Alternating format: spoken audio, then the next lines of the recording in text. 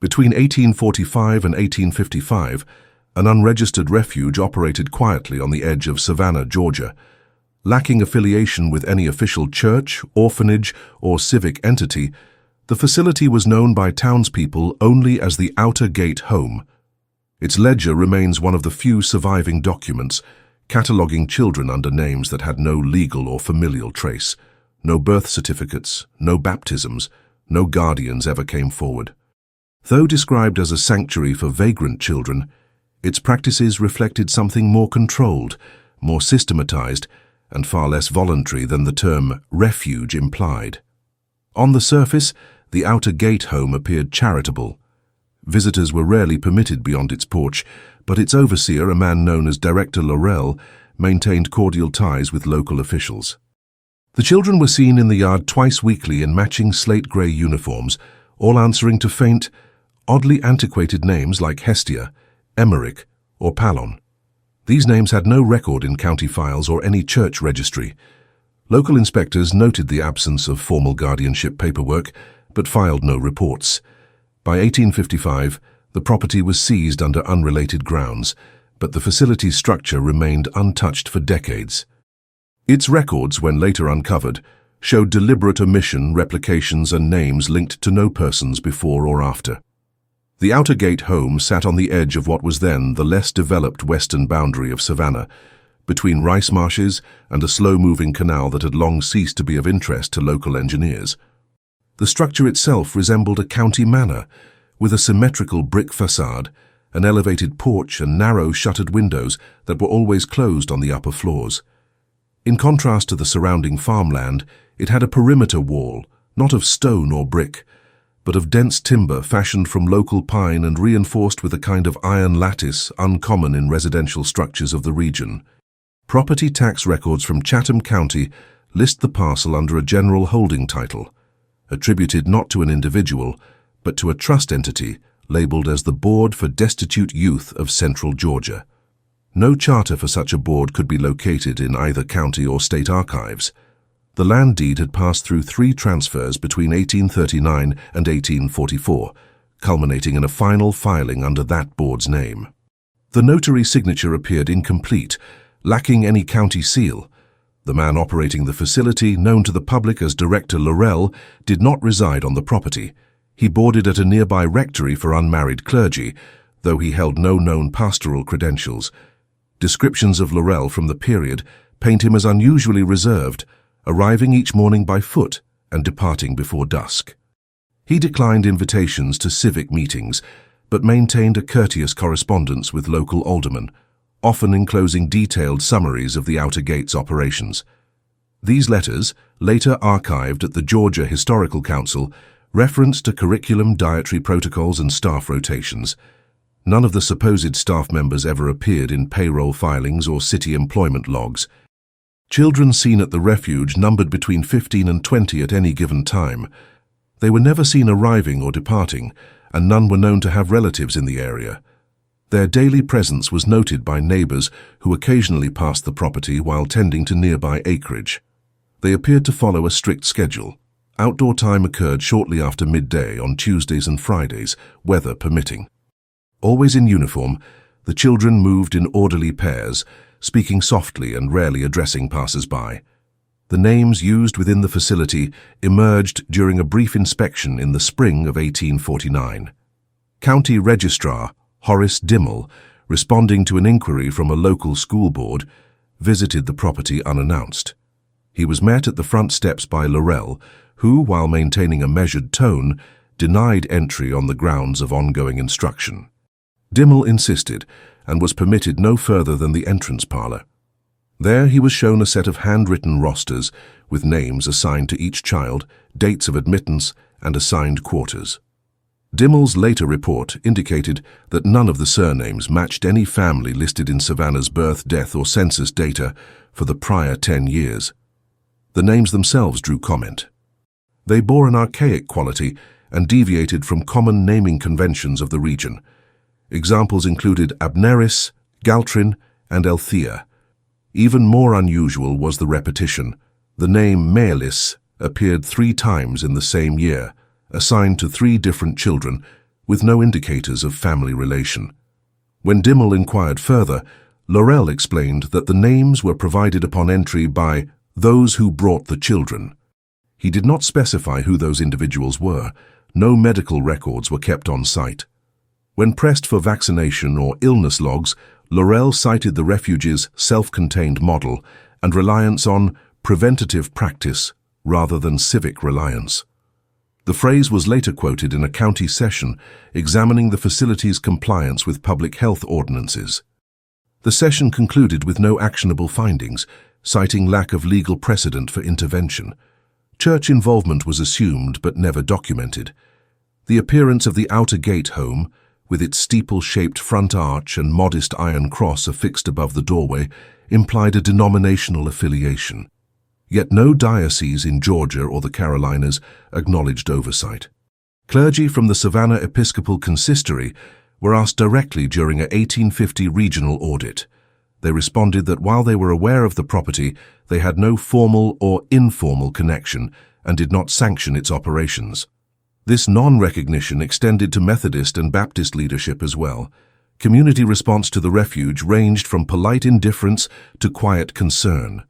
Those living within a quarter mile, primarily tenant farmers and workers from the nearby foundry, reported seeing lights in the building at hours inconsistent with the official schedule.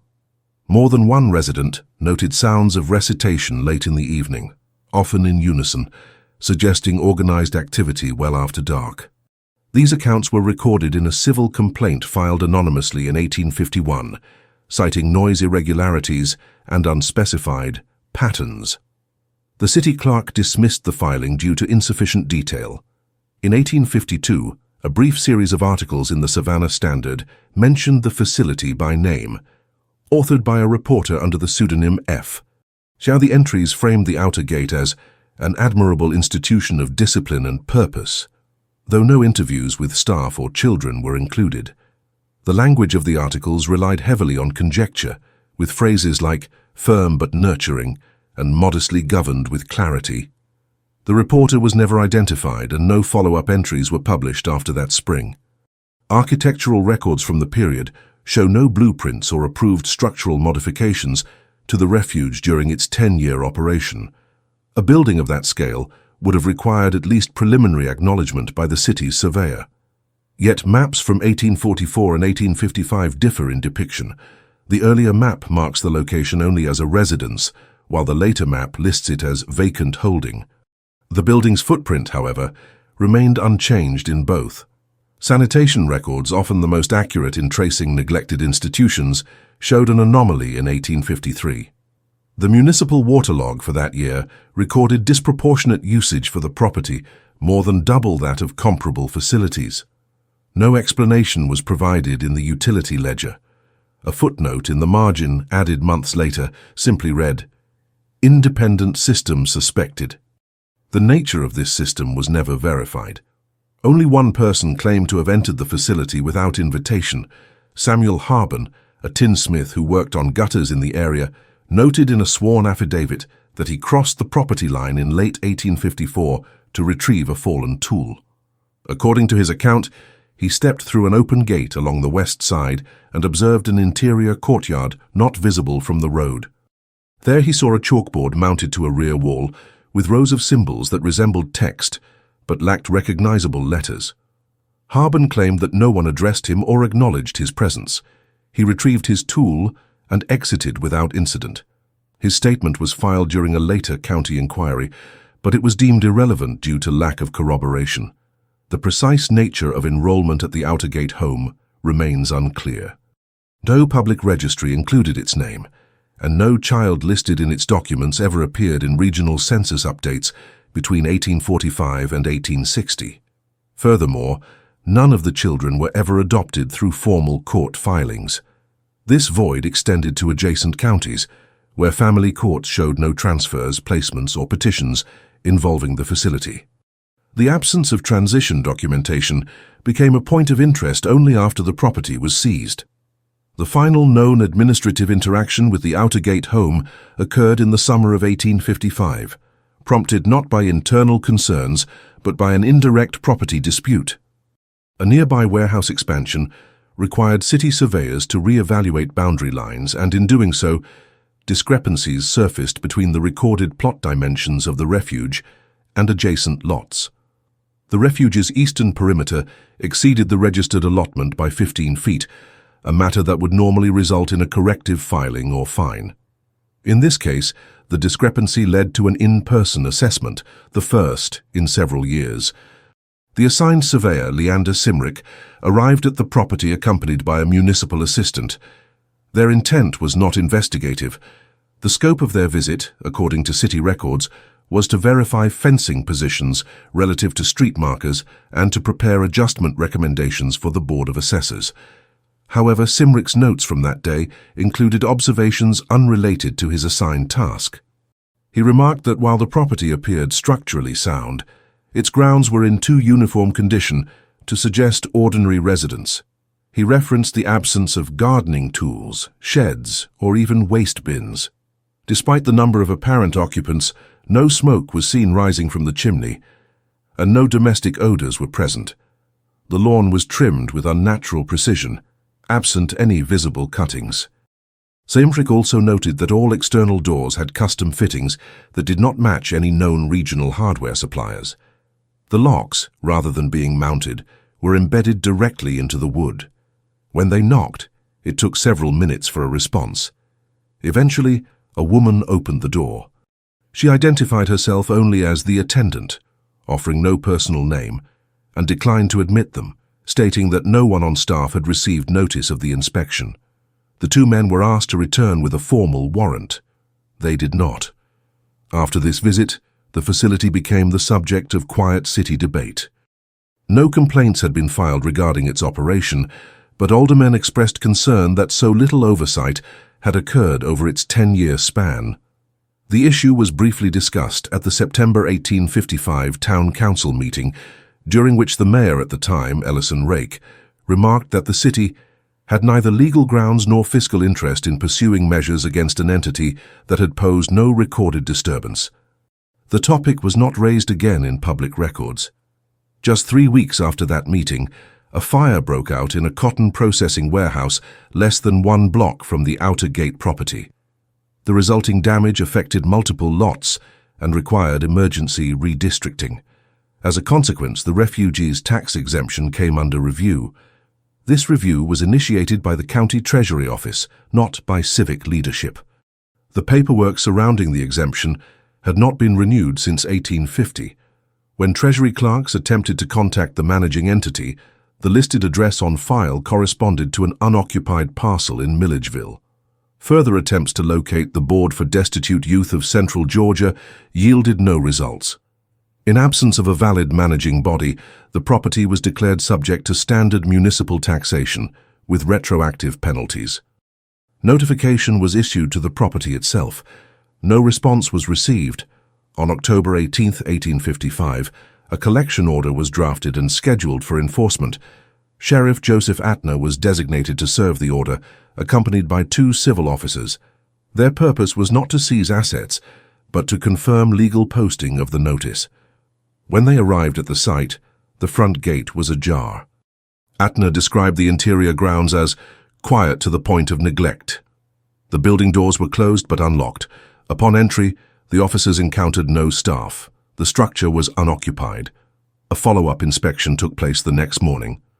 Under authority granted by the Chatham County Revenue Board, municipal staff entered the building and conducted a full survey. No persons were found inside. The quarters appeared recently vacated. Beds were made, meal tables were cleared, and chalkboards in the central hall still held lists of names, though partially erased. Several personal items remained, including footwear, sewing needles, and folded linens. Notably absent were documents. No lesson books, logs, correspondence, or medical records were found. The only material left behind was a single cabinet drawer containing what appeared to be student rosters. These pages, written in identical handwriting, listed names without dates, origins, or parental associations. The city placed the property under receivership. A notice was published in the Savannah Courier stating that the refuge was closed for inventory and reclassification. There was no community outcry. Local residents interviewed for the inventory process admitted that they had not seen the children in the weeks prior. Some assumed they had been relocated. No missing persons reports were filed. No families came forward. Over the next several months, the property remained idle. Municipal workers attempted to repurpose the building for temporary housing, but cited layout impracticality. Several rooms lacked doors. Others were accessible only through narrow passageways behind fitted shelving. The upper floor had a corridor that ended abruptly against a wall, with no apparent entry or exit. Revisions were considered too costly, and the plan was abandoned. The refuge was left locked but unguarded. It was during this idle phase that the documents came under review. Archivist Elena Watt, working under contract to reorganize civic holdings, discovered inconsistencies in the names listed on the preserved rosters. Cross-referencing with church records, census data, and school enrollment logs produced no matches. Attempts to trace even the most uncommon names led nowhere. In several cases, the same first and last name appeared multiple times over different years. Each entry was written in the same hand. There were no birth years or assigned identification numbers. Watt noted that the formatting of the rosters deviated from standard orphanage practice. Typically, such documents included background notes, dates of admittance, or references to the transferring institution. The outer gate lists contained only name, bed assignment, and status notations marked as letters, A, B, or D. No legend or key explained these letters. Further examination showed a pattern of cycling. Names would appear for 1 to 3 years, then disappear, only to reappear with slight alterations in spelling or assigned bed number. In her final memorandum on the documents, Watt described the overall record as curated rather than compiled. She pointed out that while ink types and paper quality varied, the penmanship remained consistent. This suggested the records were not contemporaneous, but transcribed at a later date. A forensic review of the document's materials, conducted in 1862 during a separate municipal inquiry, confirmed that many pages dated from no earlier than 1853, despite listing names back to 1845. The fate of the individuals listed remains unknown.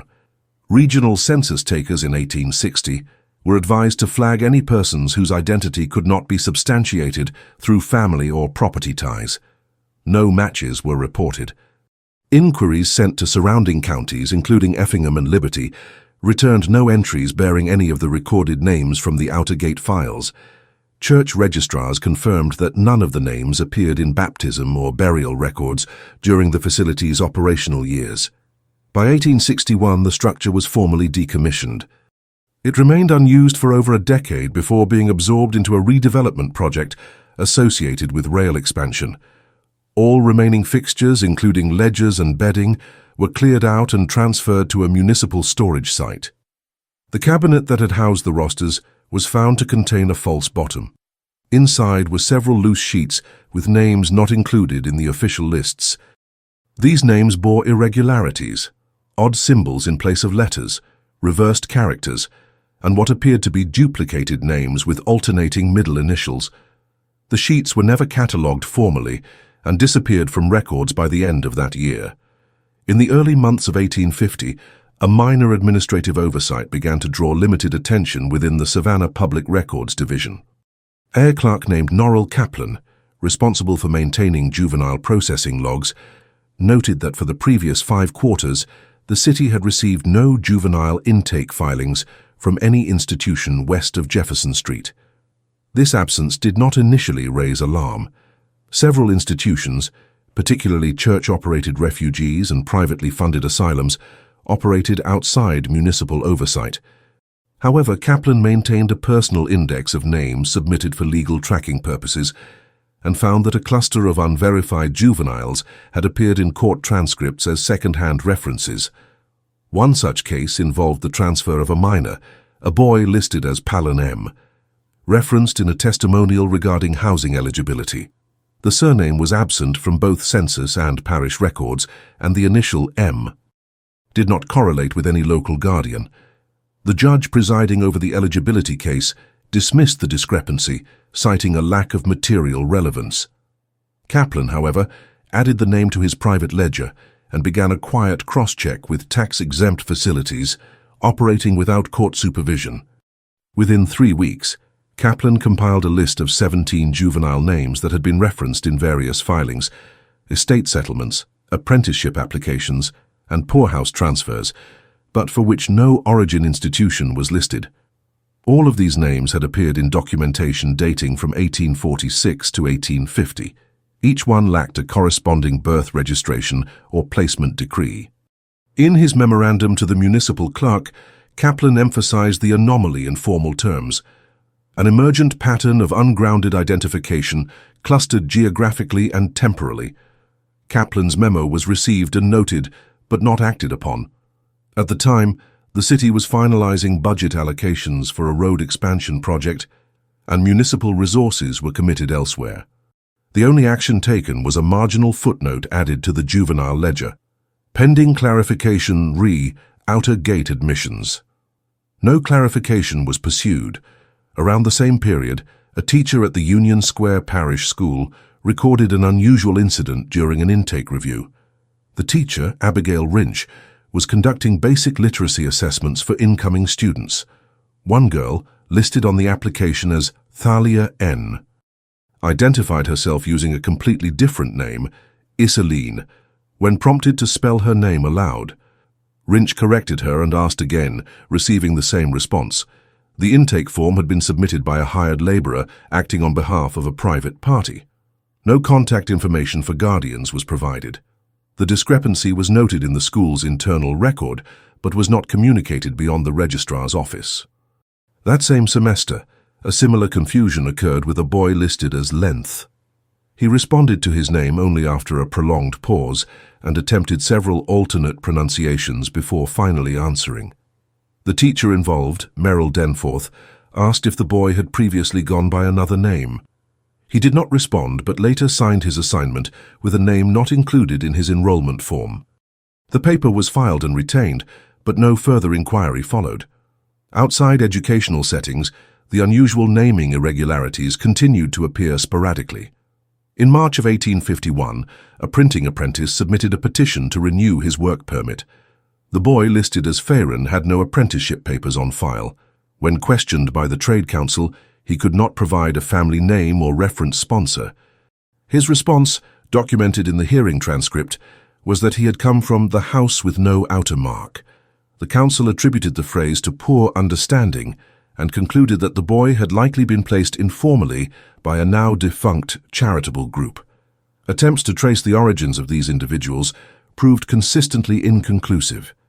In cases where interviews were conducted, the children offered minimal detail. Responses were general, often consisting of phrases like, "I was sent," "I was told to stay," or "they gave me a name when I arrived." There was no uniform terminology, but the descriptions implied that identity had been assigned at the place of origin, not carried from prior family structures. These inconsistencies attracted the notice of one of the city's junior legal clerks, Elwyn Berridge, who had previously assisted in verifying guardianship documentation for the local almshouse. Berridge cross-referenced several of the untraceable names from Kaplan's index against workhouse rosters. He found no overlap, but what he did find was equally irregular: a series of records from the years 1847 to 1849, in which children were transferred from the almshouse to an unnamed receiving facility. The transfer forms listed only street coordinates for the destination, latitude and longitude, rather than an address or institutional title. When he overlaid these coordinates onto a city survey map, they pointed directly to the outer gate home. Berridge prepared a confidential memorandum and submitted it to the city solicitor's office. He proposed a limited audit of facilities not presently under religious or municipal charter, specifically citing the possibility of registration violations. The proposal was acknowledged but deferred. With no formal complaint and no reported harm, the solicitor's office classified the concern as administrative rather than legal. Among local families, the topic of the outer gate home remained one of quiet speculation. Rumors circulated among domestic staff in larger homes, particularly those who had previously been assigned short-term care of children. These employees shared informal accounts of children whose names changed during their placement. In some cases, a child would be introduced with one name, only to be referred to by another in later correspondence from the placing party. These discrepancies were typically resolved without confrontation. The children themselves offered no explanation, and the letters providing the new names bore generic return addresses or bore none at all.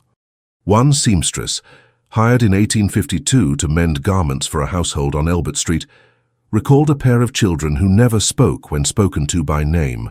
When addressed directly, they would only respond if called by a label used by the other child. In a deposition filed later that year regarding unrelated household matters, she mentioned the odd behavior in passing, stating, "They answered only when the other had spoken first, and only to whatever." Name had last been said aloud.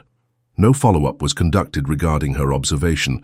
Census takers preparing for the 1850 enumeration encountered their own barriers. One enumerator, assigned to the district encompassing the Outer Gate property, recorded in his journal that no one at the property would respond to his posting notices. He attempted door-to-door verification and found the main gate fastened. He left a paper copy of the enumeration form on the threshold and returned 3 days later. The form had been taken, but no completed version was ever returned. A note written in the margin of his official submission reads, "Premises appear inhabited, but no acknowledgement of civic process." That year's census contains no entry for the Outer Gate home or any of its occupants. The enumeration district reflects a gap. No explanation is provided in the final federal submission. By the spring of 1853, multiple city agencies had become aware of the mounting irregularities, but had no coordinated method for addressing them. The Education Board, Legal Registry, Sanitation Council, and Youth Oversight Committee had each noted anomalies in documentation, yet none had pursued joint action. Without formal incidents or evidence of malfeasance, each department categorized the matter as outside its scope. Only one coordinated effort was proposed. The Savannah Diocesan Office, while not affiliated with the Outer Gate home, discussed the matter during a private session.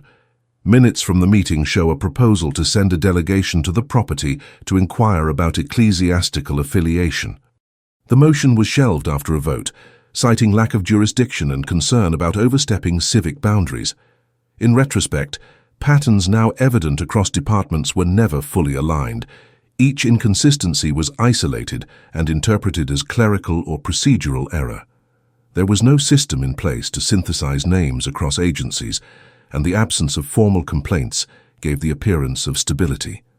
Even those who suspected irregularities did not consider the implications beyond record-keeping. The unusual names, inconsistent identifiers, and lack of familial ties were viewed not as signs of fabrication, but as signs of neglect. In the latter half of 1853, subtle shifts began to occur in how institutions adjacent to the Outer Gate home handled identity verification. School enrollment processes added secondary review steps. Workhouses began requiring corroboration from a listed sponsor before assigning minors to apprenticeships. These administrative changes were not publicly linked to the Outer Gate case, but were documented in internal memoranda as precautionary responses to prior anomalies in name continuity.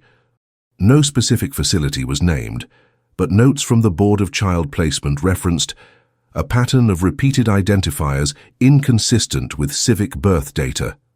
One such example appeared in the winter intake documents at the Mason Street Industrial Dormitory. A girl admitted under the name Ressa Fallon was found to have already been enrolled under Ressa Callin 2 years earlier. Her age, physical description, and assigned trade were identical in both entries. The earlier record showed no departure, yet the new application listed her as a first-time applicant. When questioned, she provided no explanation and did not acknowledge familiarity with the facility. The staff treated the incident as a filing error. The original record was archived and left uncorrected. Elsewhere, shopkeepers and boarding house clerks began to note the use of unfamiliar or short-lived names in logbooks. In one case, a baker's assistant listed as Tolwyn E. was reported by his employer for inconsistent name use on delivery receipts. The discrepancy triggered a merchant complaint, leading to a brief inquiry by the Commerce Office. When approached, The assistant insisted that his name was accurate and offered to provide letters from a prior placement. No such letters arrived. The matter was dropped after the boy failed to return to work and the merchant declined to pursue restitution. Local record keepers encountered similar ambiguities. In the town hall petition log, 6 names filed between 1851 and 1854 matched no other records of residency or property claim. These petitions had been made on behalf of minors, requesting exemption from evening curfew for work-related reasons. The signatures on each petition displayed an identical hand. These findings were later reviewed in a private administrative session led by Registrar Helm Atterling. Atterling submitted a memorandum noting intentional duplication of pseudonymous applicants, but his suggestion for follow-up was overruled due to resource constraints and a lack of reported public consequence. During this same period, a string of unsigned letters began arriving at the office of the Savannah Land Reclamation Authority. These letters, each penned in uneven script and bearing no date, referenced activities at a location west of Canal Divide. One letter described a place where names are reset. Another mentioned a house that turns children into records. Though not taken as credible warnings, the language was unusual enough that the head clerk, Lawrence Bodd, preserved the letters in a separate file. They were not submitted to higher authorities, nor were they connected to any pending matter. Bodd labeled the folder Miscellaneous Anonymous Claims and marked it for review pending legal context, which never materialized. Unrelated events continued to converge. In early 1854, the city initiated a routine audit of tax-exempt parcels. The objective was to update property classifications and evaluate potential revenue sources. Among the properties selected for review was the Outer Gate home. At the time, it remained in full operation, but had not responded to previous correspondence regarding administrative reclassification. The assigned auditor, a man named Reginald Merrin, visited the site over the course of 3 days. His notes, preserved in the Municipal Land Office archive, contain observations that diverge from standard procedure. Merrin recorded that on each visit, he encountered the same woman, referred to only as the clerk. She spoke in clipped, formulaic responses and did not permit access to interior rooms. Merrin was shown only one ledger, which he described as scrubbed. The ledger contained names, dates, and sleeping assignments, but lacked corresponding intake information or cross-referenced guardian data. When Merrin asked for supplementary files, the clerk replied that such papers do not exist. His attempts to cite municipal code were met with a neutral statement, "We are not within that scope." Merrin included this quote verbatim in his report. Though the audit did not trigger immediate enforcement, it was noted that the property's operation was materially non-standard. Merrin recommended temporary exemption removal pending charter verification. The board accepted the recommendation, but the notification letter sent to the property was returned undeliverable 2 weeks later. Parallel to these administrative efforts, an indirect trace emerged through Savannah's printed materials registry. A pressman named Calder Lisk, responsible for setting type on public notices and licenses, noticed a peculiar trend in applications for apprenticeship declarations. The names of several declared apprentices matched typeset forms from earlier years, but with subtle alterations. For instance, a boy listed in 1848 as Emmerich N. reappeared in 1853 as Emmeran N., with identical handwriting and vocational assignment. Lisk brought the duplication to his supervisor, but no action was taken. The assumption was that the discrepancy was typographical. A few months later, a similar case occurred with a girl named Yollen, whose employment license had been issued twice within 6 months under different surnames. Both records included nearly identical handwriting and listed the same trade sponsor, who, when asked, claimed to have received the girl through a Northern Placement Group. He could not recall who filed the second application. No penalty was issued. The licensing office revised its intake form to include a secondary identifier, but applied it only to future applicants. Throughout 1854, these inconsistencies continued to accumulate in peripheral departments, yet no comprehensive review was initiated. Many offices worked independently, and anomalies, when documented, were routed into separate ledgers or noted as unresolved items. The language used to describe them was cautious: no response, pending verification, apparent duplication, and origin unclear. Few officials made formal connections to the Outer Gate home, even when the property address or staff names overlapped. An exception occurred during a civic planning session in the fall of 1854, when a cartographer named Edwin Carlis presented updates to property classification boundaries. One parcel, previously labeled educational holding, was marked as revoked. Carlis noted the reclassification was due to repeated failures by the property to submit updated blueprints or staffing records. When asked to confirm the parcel, he referenced the Outer Gate home by its registry coordinates. The session's moderator suggested the matter be referred to the Property Commission. No referral was ever made. Meeting minutes recorded the discussion, but no vote or resolution followed. Not all signs were administrative. Small-scale observations by residents nearby hinted at continued irregularities. A cobbler whose shop faced the main road leading to the property noted that children passing on Tuesdays no longer wore matching garments, though they still walked in pairs. A woman who operated a pie stand at the canal's edge stated that she had not heard children's voices in over 2 months, despite previously hearing singing at regular intervals. These observations were passed along to the constable during his weekly rounds, but he recorded only that no disturbance or need for citation was apparent. By year's end, the volume of small, disconnected anomalies had grown. Still, without public complaint, legal infraction, or concrete evidence of misconduct, none of the anomalies could justify formal intervention. The Outer Gate home remained physically intact, its outer gates closed and structure maintained. Its name, though never legally formalized, had become a fixture in city documents used almost exclusively without clarification or context. The institution's ability to operate without sustained review or oversight reflected the broader administrative gaps of the time. Children who entered the city under unknown circumstances, under names with no precedent or paper trail, were not seen as aberrations, but as evidence of poor communication between departments. The presumption was never fabrication, but bureaucracy. Each inconsistency was given the benefit of explanation, even when no explanation was offered. The first official document to explicitly question the legitimacy of the Outer Gate home's operations came not from city officials, but from an accountant contracted by the Savannah Exchequer Review Board. His name was Almon Virrell, and his assignment was unrelated to child welfare. Virrell had been hired to conduct a citywide reconciliation of uncollected property dues for tax-exempt parcels that had failed to respond to annual recertification notices.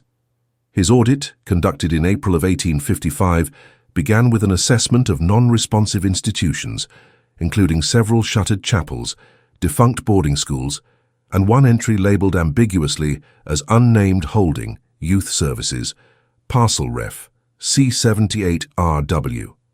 Virrell's first clue that something was unusual came during a review of response documentation. For most parcels, non-response was explained by standard clerical gaps: lapsed mail forwarding, dissolved boards, or unrenewed trusteeship filings. But in the case of the C78RW property, there had been no inbound or outbound correspondence in over 6 years.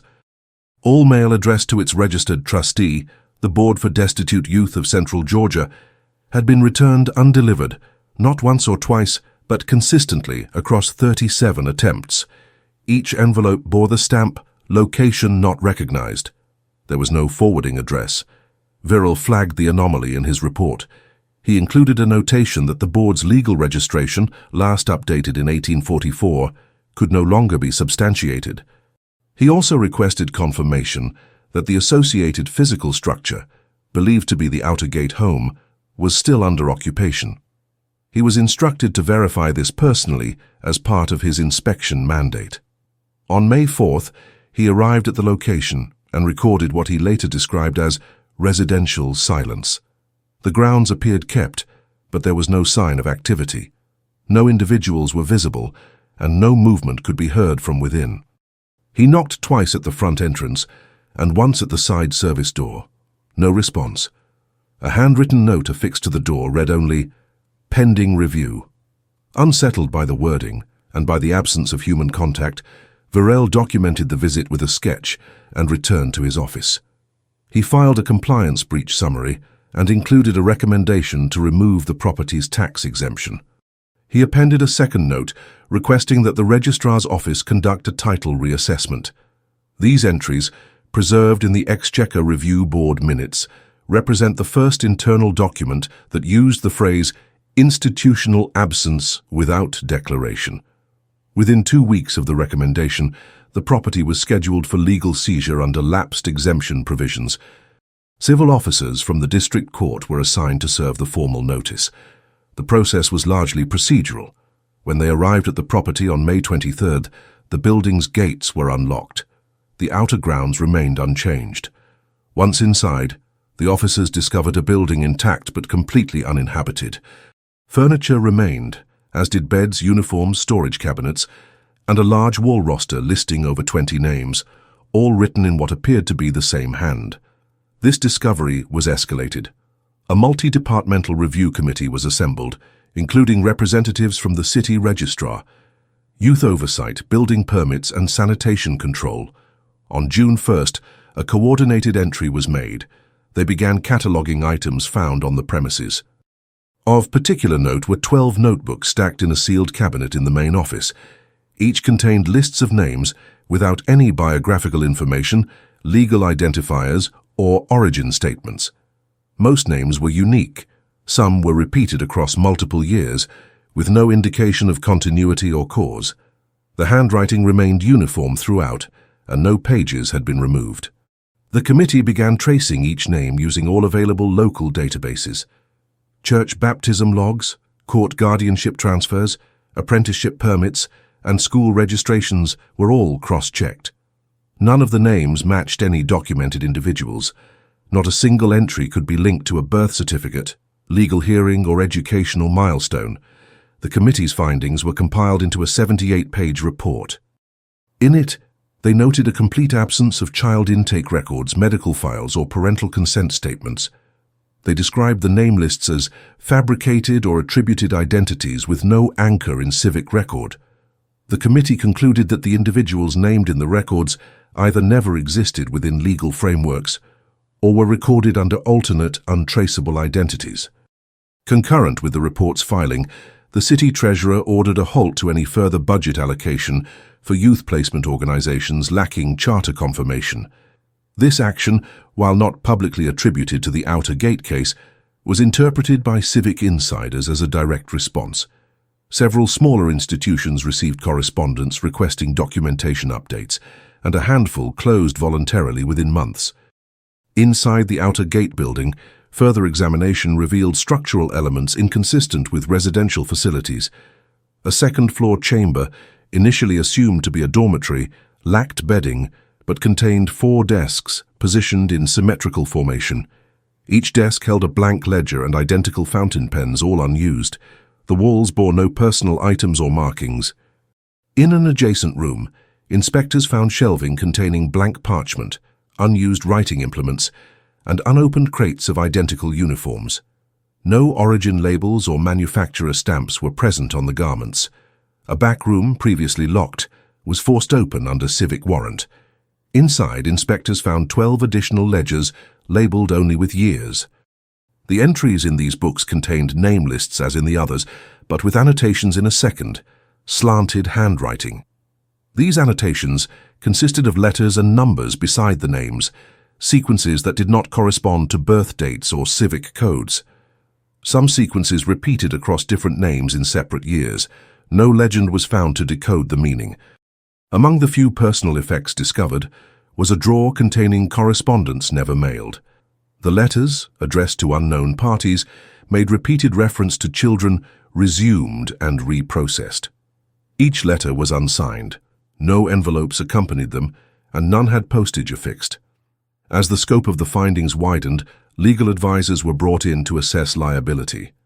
No individuals could be located who had served in verifiable roles within the Outer Gate home. No staff payroll existed. No financial ledgers indicated payments, purchases, or donations. Even utility usage records were incomplete. While the building had running water and candle heating, there were no invoices or supply logs. Deliveries, if made, were unrecorded. The Georgia Commission on Educational Facilities was notified. Their internal historian, tasked with cataloguing defunct institutions, visited the site and produced a short-form monograph for internal circulation. In it, he described the facility as a building constructed for habitation, maintained for administration, but absent of traceable purpose. He observed that the names repeated across years bore phonetic similarity and linguistic patterns that suggested they had been developed according to a controlled naming framework. He compared it to an archive of simulations without persons. Following the submission of his report, the Commission recommended the site be sealed for review by higher municipal authority. The recommendation was accepted. The building was locked under civic order, and entry was prohibited except under magistrate supervision. No further attempts were made to locate the children once believed to have resided there. With no legal identities, no guardian statements, and no confirmed sightings beyond incidental accounts by neighbors, the committee concluded that no viable action could be taken. The names, though numerous, held no weight in court. As the Municipal Review Board concluded its findings, a decision was made to inventory and store all remaining documents from the outer gate home in a secured section of the city records depot. The materials included 17 bound ledgers, 6 incomplete rosters, several parcels of unused stationery, and 12 crates of uniform items. The furniture was catalogued but left in place. The structure itself, while officially condemned for administrative use, remained under city ownership and was marked for deferred repurposing. In the weeks following the closure, clerks assigned to sort and index the recovered records began identifying repetitions within the data. Certain name fragments appeared across multiple years with minor variations. Melis, for instance, was recorded in 1846, 1849 and 1853, each time with no accompanying surname and with slight differences in assigned identifiers. Similarly, Emmerich, Emmeran and Emmerin were listed in overlapping years, but never at the same time. The recurrence of phonetic elements without duplication of full names suggested a design cycle rather than coincidence. One records clerk, Sawyer Flint, submitted an internal observation memorandum stating that the names may have been generated by template rather than recorded from external submissions. She pointed to patterns of consonant-vowel structure and noted the absence of regional naming conventions. Her memorandum, dated July 18, 1855, was appended to the official ledger archive but was not addressed in subsequent meetings. Parallel to these developments, a former sanitation worker named Cullen Rells came forward with a personal statement. He reported that during the years 1847 to 1850, he had been assigned to waste pickup in the sector surrounding the outer gate home. Though the property was exempt from standard services, Rells had on occasion removed ash barrels and paper waste left just beyond the perimeter fence. According to his account, the contents of these barrels were always uniform: shredded parchment and small pieces of fabric, most of which bore hand-inked letters or symbols. He did not initially report this due to the lack of irregular odor or unsanitary conditions. After reading a newspaper summary of the facility's closure, Rells retrieved one of the shredded papers he had kept.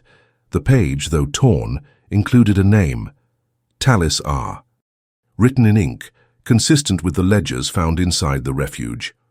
The writing style was matched by document analysts to the known hand from the official records.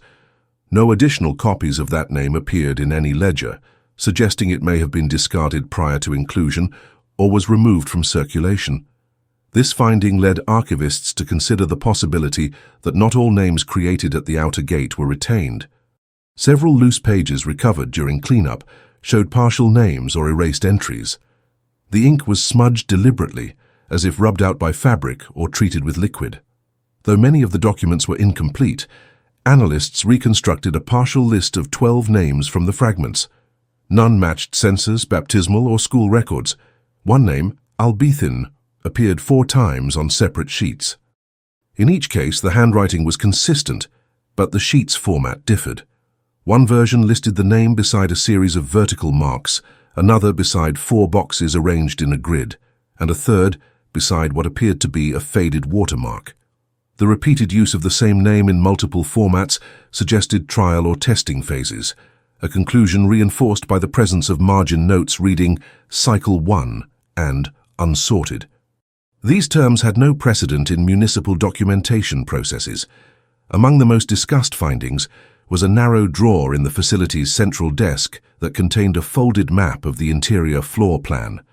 The drawing, rendered in charcoal on thick parchment, bore notations in the margins referencing terms like intake funnel, repetition chamber, and retention wing. The terms did not align with architectural nomenclature of the time and were not reflected in any city-approved blueprint. The use of such language led some to speculate that the space had been conceptualized for purposes other than residency or care. An entry log located in the same drawer bore the dates 1845 through 1852 and consisted solely of lines marked arrived, adapted, or redirected. No additional information was present. The 3 columns were filled out for each week, but with no names, identifiers, or quantities. The repetitive terminology prompted the inspection committee to submit a request for linguistic review by the Regional Documentation Bureau. No interpretation was offered. The phrases were deemed operational terms of unknown origin. In an attempt to clarify the building's function, a retired city planner named Mordecai Bryn was brought in to examine its layout. Bryn's analysis concluded that while the structure had the dimensions and facade of a standard refuge, its internal proportions did not support that classification. Dormitory wings were short and segmented, suggesting rotation rather than residence. The halls lacked communal space, and the stairwells were narrower than code required for multi-occupant facilities. Most significantly, Bryn found that none of the rooms had personal storage. No trunks, wardrobes, or private drawers were present in any child's quarters. His report, preserved in the city's planning archive, included a closing statement. The property at parcel C78RW cannot be considered a residence. Its architecture favors process over habitation. His recommendation to reclassify the structure as a closed administrative site was adopted unanimously by the city board. Further review of delivery logs from adjacent merchants failed to reveal any consistent suppliers for the facility. 2 records from 1848 indicated the delivery of ink and paper from a local stationer, but both transactions were conducted in cash and listed no recipient signature. The stationer could not identify the buyer and had no recollection of follow-up orders. No logs indicated regular food, fuel, or clothing deliveries beyond what was found within the building. In September 1855, a municipal council session discussed the possibility of opening a formal inquiry into the naming practices used at the facility. The motion was introduced by Councilman Daniel Kempen, who cited a growing archive of name records inconsistent with civic norms. However, the proposal was withdrawn after City Solicitor Linwell Grost stated that without verified individuals, the inquiry would not qualify under legal review. The case, he said, lacked standing. By the end of that year, no further action had been taken. The documents remained in sealed storage, and the building itself was closed indefinitely. No claimants came forward to identify any of the individuals listed in the ledgers. No relatives or guardians responded to the public notices issued by the registrar's office. The names, though preserved, had no holders. They were treated as administrative residues, records of a function whose purpose remained unstated. An internal memorandum filed by archivist Callum Remer in December 1855 summarized the matter succinctly. If these were names given, they were not taken. If they were names carried in, they were not carried out. We are left with shape but not occupant. His observation, though unofficial, was retained in the file as the final note in the Outer Gate Home dossier. Following the official decommissioning of the Outer Gate Home, the building remained sealed under administrative custody for nearly 3 years. The structure's condition held steady due to its durable materials and mild exposure. Its presence on municipal maps persisted through routine updates, labeled only as inactive facility. There was no formal recognition of its historical status or documentation of its internal function. The property was not razed, nor was it repurposed. During this dormant phase, local memory of the site began to dissipate. Residents living in proximity had long since adjusted to its quiet presence. Younger citizens, unaware of its operational years, referred to it simply as the Boundary House, due to its location at the former edge of the Canal District. By 1858, casual references to the Outer Gate home had nearly disappeared from city correspondence, except in select administrative documents filed under abandoned holdings. The name itself no longer held defined meaning. In clerical speech, Outer Gate had become a geographic term, used to describe the westernmost set of plots awaiting redevelopment. Among mapmakers, the term was treated as an error, an unnamed block misfiled under a designation that had not been standardized. One cartographic review in 1860 suggested removing the label altogether due to lack of structural utility. The recommendation was overruled, citing its use in 3 pending legal filings. Within the city archives, the collected ledgers and records from the facility remained undisturbed until late 1861, when a reorganization of storage protocols required reclassification of defunct institutions. A junior archivist named Willem Katter was assigned to inventory all unindexed documents from holdings dissolved before 1860. His assignment brought him to the file containers marked with the former Outer Gate home seal. Upon reviewing the contents, Katter identified an inconsistency in the folder numbering. One cabinet was labeled sequentially, but included a missing gap. Folder 36 was not present. Katter flagged the omission and began cross-referencing the container logs. He found that folder 36 had been part of the original 1855 transfer manifest and had been signed in upon arrival. There was no record of it being checked out, copied, or reviewed by any municipal official since that time. Its contents were listed only as staff rotations, 1848-1851, but no secondary summaries or excerpts existed. Katter submitted a notice of loss and requested a trace. The loss was considered minor and received little attention. However, in his follow-up, Katter discovered a secondary inconsistency. An appendix attached to the 1855 final review report mentioned the names of 3 staff members listed in folder 36. These names, Holland, Marset, and Denth, appeared in no other civic document. When Katter searched personnel records, tax logs, and regional housing assignments, none of the names returned results. They were not clergy, educators, or government employees. Their last names did not exist in any Savannah census from 1840 to 1860.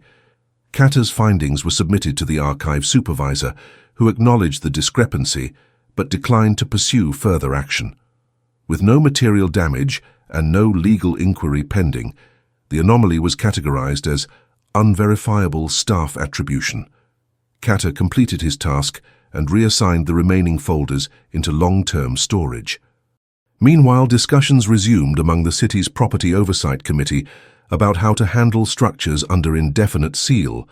A proposal was drafted in 1862 to subdivide the parcel and lease it to rail interests expanding from the Northwest Depot. As part of this effort, a final structural review was conducted. 3 municipal surveyors entered the property on March 4, 1862, and documented its condition. The report confirmed that the building had remained untouched since its closure. Dust accumulation suggested no interior activity. Minor deterioration had occurred in floorboard seams and shutter hinges, but no vandalism or natural degradation had compromised the structure. The report concluded that the building, while outdated in format, was stable and could be modified for alternate use with minor investment. However, the surveyors included an attachment, a list of wall markings found inside one of the upper rooms. The markings, etched faintly into the plaster, consisted of repeated symbols, mostly geometric shapes, occasionally interrupted by a line of characters resembling script. The shapes were evenly spaced, with no decorative intent.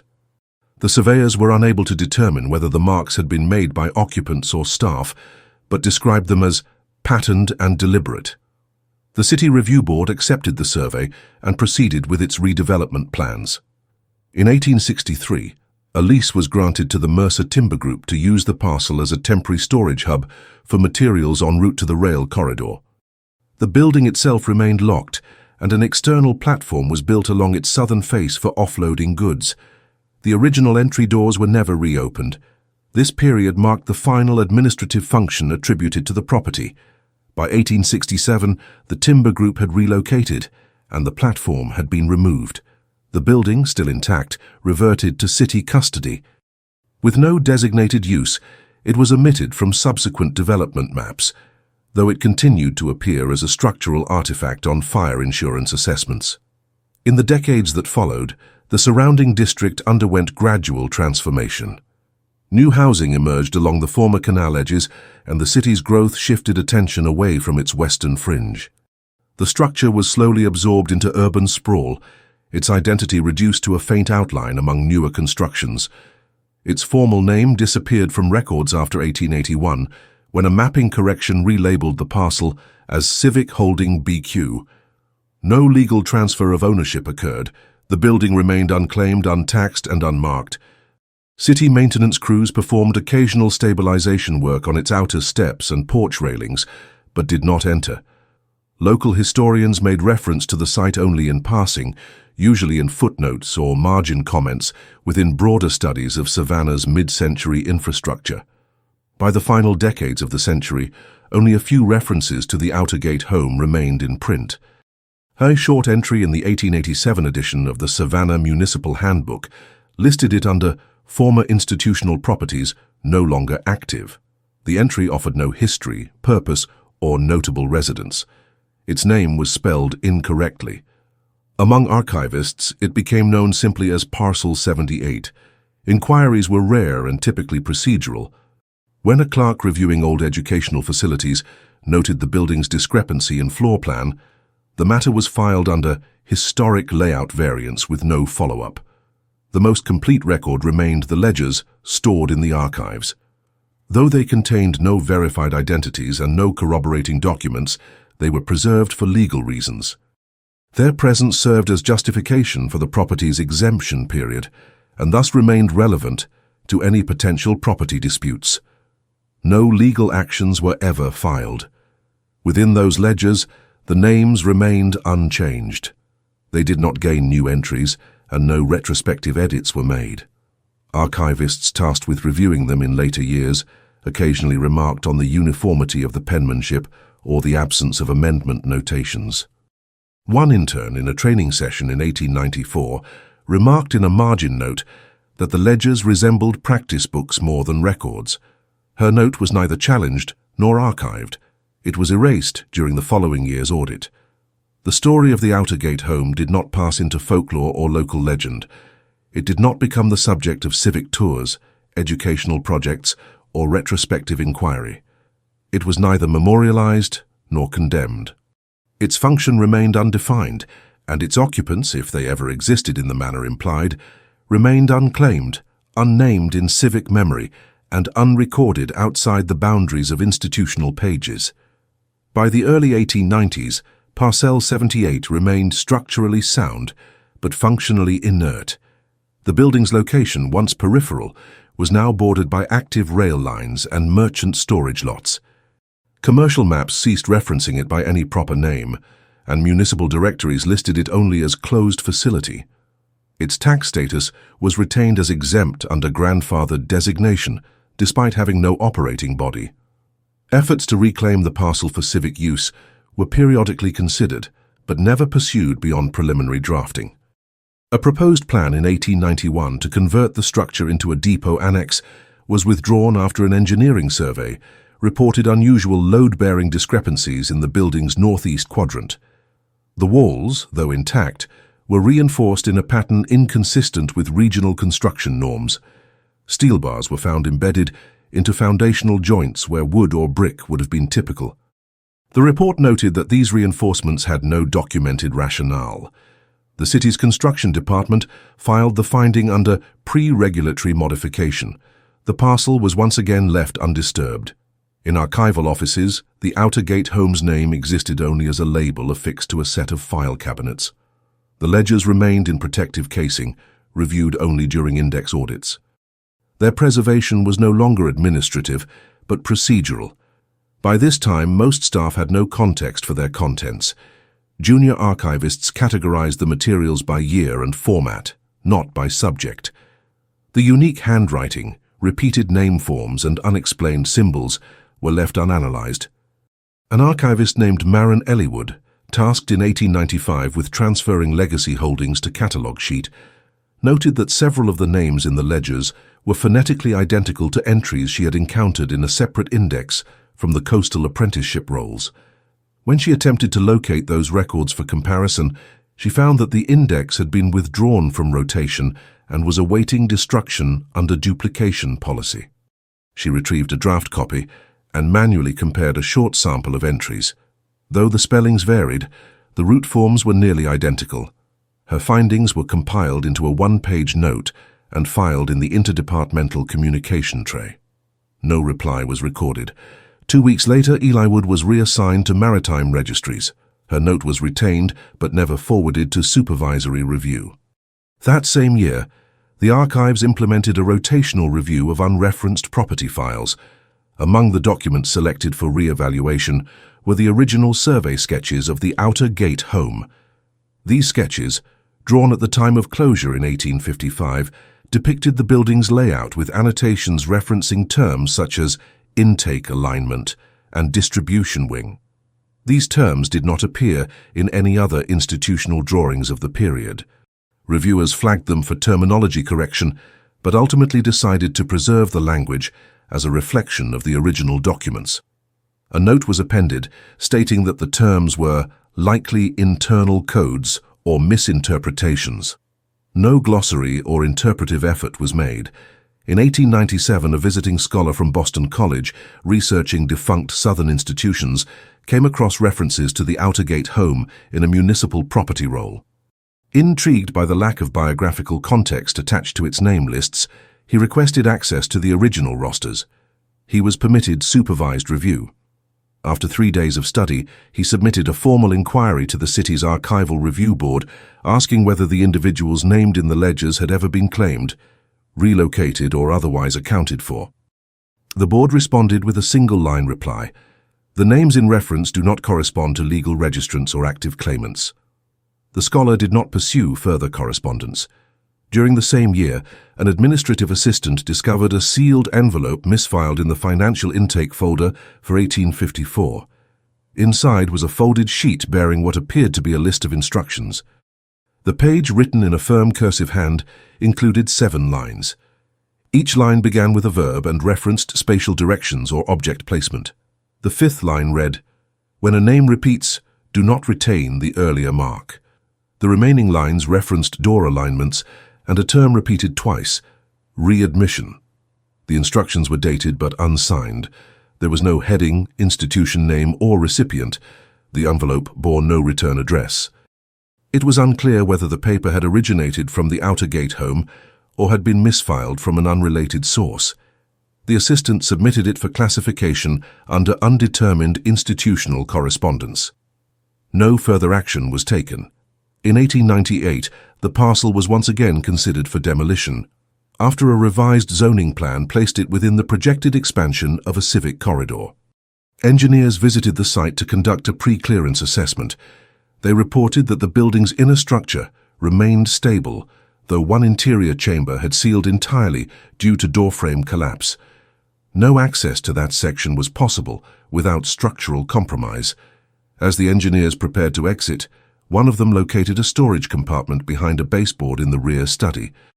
Inside were 3 small nameplates, each made of a dense composite material and engraved with a single word. The names were Veron, Lorith, and Thesson. The material was not metallic, but neither was it traditional wood or slate. It resembled polished resin, though no resin manufacturing records existed for Savannah in the 1850s. The plates were sent to the city's Historical Preservation Office for material analysis. The office returned them with a note indicating the objects were non-classifiable by period standard and should be held for potential archival study. No further study was conducted. By the time the century closed, the Outer Gate home was no longer recognized by its former name in any public-facing document. It remained listed as a holding, its structure intact but unused. The names found within its walls remained unclaimed. their forms preserved only as entries in ledgers without footnotes, summaries, or official recognition. No final hearing was ever held to determine the legitimacy of its records. No audit reclassified the names as fictive or erroneous. They were not verified, discredited, or explained. They existed as administrative entries with no associative record, no familial link, and no civic trail. No policy was adopted to prevent similar structures from operating without clear designation in the future. No regulation was passed to require name verification beyond intake. No system was developed to flag names with no precedent. The file remained open but dormant. If this story impacted you, if you stayed until the end, it's because you feel these hidden truths also need to be exposed. So leave in the comments the city you're watching from. This way we can see how far these stories are reaching. And subscribe to the channel. There are many other cases the world tried to forget, but we insist on remembering. This story was taken from documents that were found. All names have been edited to protect the source.